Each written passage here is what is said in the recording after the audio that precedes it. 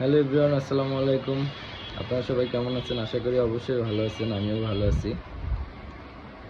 তো আজকের ভিডিওটা হচ্ছে আমার যারা ভিউয়ার্স বা ফলোয়ার্স আছেন তাদের জন্য না। আজকের ভিডিওটা হচ্ছে আমার গ্রামের মানুষের জন্য, বরিশাল কাজিরাট থানা তাদের জন্য, কিছু কিছু মানুষের জন্য, সবার জন্য না। আজকের ভিডিওটা মূলত বানাইছি এই জন্য, যারা আমাকে নিয়ে আসলে আজে বাজে কমেন্টস করতেছেন তাদের জন্য। তো আমি আসলে আওয়ামী লীগ করতাম, অস্বীকার করার কিছু নাই।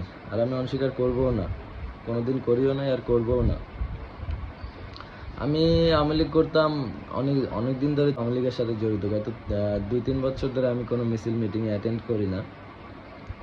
এটার মূল কারণ হচ্ছে গিয়ে এই সরকারের হচ্ছে গিয়ে যেভাবে অন্যায় অত্যাচার, মানুষের উপরে জুলুম, দ্রব্যমূল্যের দাম বৃদ্ধি, সব কিছু মিলিয়ে আসলে তারপর থেকে আমি আওয়ামী লীগের উপরে বিরক্ত হয়ে গেছি। তো তারপর থেকে আমি কখনো কোনো মিছিল মিটিংয়ে অ্যাটেন্ড করি নাই। শুধু আমি না, বাংলাদেশে হাজার হাজার, আমার মতো এরকম হাজার হাজার আওয়ামী লীগের কর্মী আছে যারা এই সরকার পতনের আন্দোলনে অংশগ্রহণ করছে। তার কারণ হচ্ছে গিয়ে যাদের ভিতরে মনুষ্যত্ববোধ আছে, যারা দেশকে ভালোবাসে, দেশের মানুষকে ভালোবাসে, তারা আসলে সবাই এই আন্দোলনে অংশগ্রহণ করছে।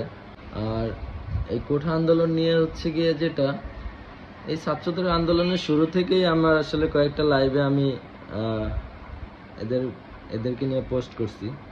তো আমার পোস্টগুলো ছিল হচ্ছে গিয়ে যে যে দল করুক না কেন, আওয়ামী লীগ, বিএনপি, জামাত, যে যাই করুক না কেন, সবাই সবার জায়গা থেকে যেন এই আন্দোলনে অংশগ্রহণ করে। তো আমিও আমার জায়গা থেকে অংশগ্রহণ করছি এবং আমার যারা ভিউয়ার্স বা ফলোয়ার্স আছে তাদেরকেও অংশগ্রহণ করার জন্য বলছি। তো সবাই সবার জায়গা থেকে চেষ্টা করছে, এই জন্য এই সরকারের, স্বৈরাচার সরকারের পতন হয়েছে। তো আজকের ভিডিওটা বানানোর মূল কারণ হচ্ছে গিয়ে, মানে আমাকে অনেকে অনেক কথাবার্তা বলতেছে যে এত তাড়াতাড়ি রদবদল। আর ভাই, আমি কোনো দল বদল করি নাই। আর আমার রাজনীতি করা নিয়ে কোনো মাথা ব্যথা নাই। কারণ হচ্ছে গিয়ে আমি আওয়ামী লীগ যখন ক্ষমতায় ছিল তখন আওয়ামী লীগ থেকে আমি কখনো 2 টাকা নেই নাই। আর যদি ভবিষ্যতে কোনো দল যদি আসে, তাও আমি তাদের কাছ থেকে কোনো কিছু নিব না। আমার চাওয়া ছিল যে সাধারণ মানুষ যেটা চায় সেটাই আমার চাওয়া ছিল। আমি একজন সাধারণ মানুষ হিসাবে, বাংলাদেশের একজন নাগরিক হিসাবে আমিও সাধারণ মানুষ চাইছে ভালো থাকতে। আমিও আমিও সেই চাওয়া থেকেই আসলে আন্দোলনে অংশগ্রহণ করছি। সবাই চায় সবার জায়গা থেকে ভালো থাকতে, অন্যায়ের হাত থেকে বাঁচতে, মানুষের জুলুমের হাত থেকে বাঁচতে।